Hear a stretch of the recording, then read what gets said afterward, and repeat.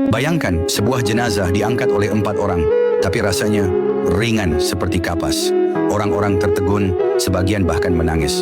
Apa yang membuatnya begitu ringan? Inilah kisah menakjubkan tentang keutamaan surat Al-Baqarah. Pada masa para sahabat Nabi, hiduplah seorang hamba Allah yang syaleh bernama Abu Lubabah bin Abdul Munzir. Seorang yang dikenal lembut, taat, dan sangat cinta Al-Quran. Ia bukan orang kaya, bukan pula panglima.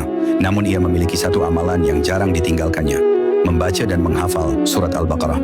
Suatu hari setelah bertahun-tahun mengabdi dalam ketaatan, Abu Lubabah pun wafat. Penduduk Madinah datang untuk mengangkat jenazahnya, tapi mereka tidak menyangka apa yang akan terjadi. Semuanya bermula ketika 4 lelaki kuat memikul jenazah itu. Namun tiba-tiba mereka berhenti. Mereka saling menatap, bingung. Kenapa jenazah ini sangat ringan, seakan-akan tidak berbobot? Sebagian mengira papan usungannya patah, sebagian lagi mengira mereka salah mengangkat.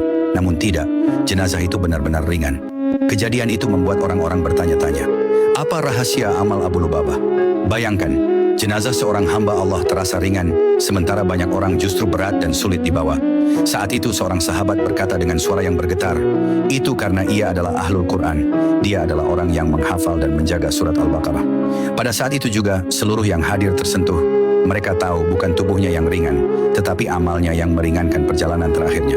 Seakan Allah menunjukkan kepada manusia, beginilah kemuliaan bagi orang yang menghidupkan Al-Quran. Dari peristiwa ini, kita belajar bahwa Al-Quran bukan hanya penerang hidup, tapi juga penerang kematian. Surat Al-Baqarah bukan sekadar bacaan panjang, melainkan penjaga, pemberi ketenangan, dan penambah cahaya bagi hati. Dan hingga hari ini, nama orang-orang yang mencintai Al-Quran tetap harum di sisi Allah. Semoga kisah ini menambah iman kita dan membuat kita semakin dekat dengan Al-Baqarah, surat yang disebut oleh Nabi sebagai surat yang tidak mampu dikalahkan oleh batil. Kalau kisah ini menyentuh hatimu, tuliskan Allahu Akbar di kolom komentar dan bagikan agar lebih banyak orang mencintai Al-Quran.